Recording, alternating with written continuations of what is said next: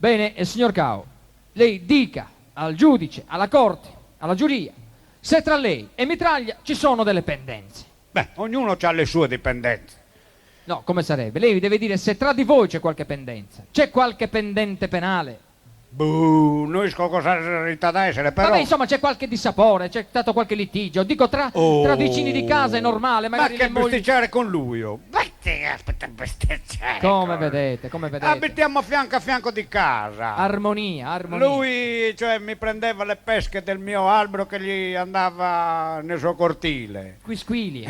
Lui aveva l'albero delle ciliegie che pendeva nel mio cortile, io gli rubavo i suoi pomodori, insomma... Non ho capito, ma se gli andavano le ciliegie, lei rubava... Siccome ciliegie non ne fa quella pianta, allora mi arrangiavo con i pomodori. Vabbè, vabbè. Poi succedeva questo, che siccome io avevo il gabinetto in cortile una volta, no? Sì.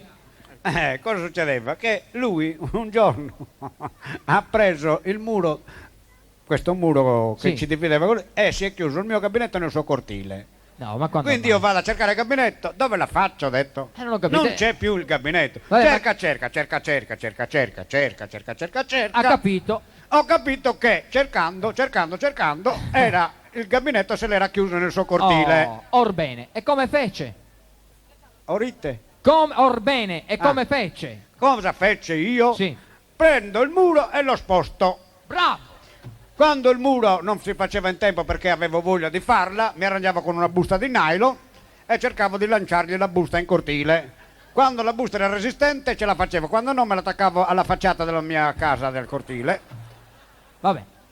E quindi- così facendo, fai oggi, fai domani, lui spostava il muro lui, una volta lo spostavo io, alla fine mi sono stufato. Come? Andava avanti questo spostamento? Ma su... Allora lei da persona civile, qual è? Si è rivolto all'ufficio del catasto e ha chiesto una revisione catastale. Infatti ho preso 2 kg di tritolo, l'ho messo nel gabinetto e ho fatto saltare in aria. Muro e gabinetto, un odore. Che cosa ha preso? Un odore, il muro, tritolo. Ma dico, ma stiamo scherzando, signor No, Cao? no, Ma no. sarebbe bastata un'istanza per una revisione catastale. Ma questo non è stato possibile. E allora io ho preso il tritolo e l'ho fatta, boom, scoppiare in alto.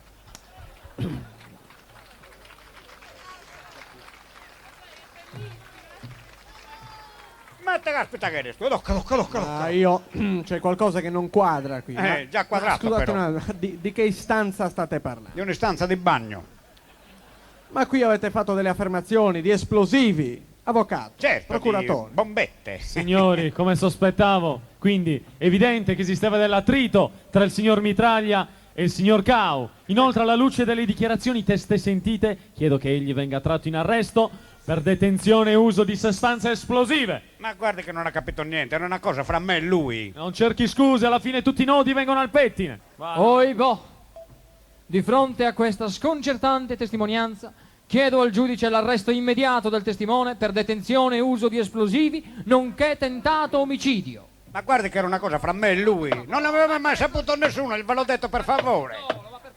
Ma se ve l'ho detto per favore adesso in questo momento, che cavolo... Bastava una carta da bollo, ma via. Ma che carta da bollo? La carta da bollo non scoppia. È disposto l'arresto immediato del teste Antoni Cao.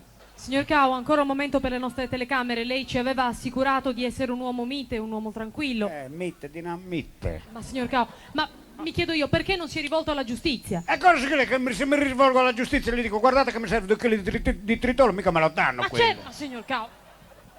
La ringrazio comunque, grazie. Posso salutare gli amici miei? Ciao Luna, ciao. Sono innocente, molla, sono innocente. Non faccia storie, Bombarolo!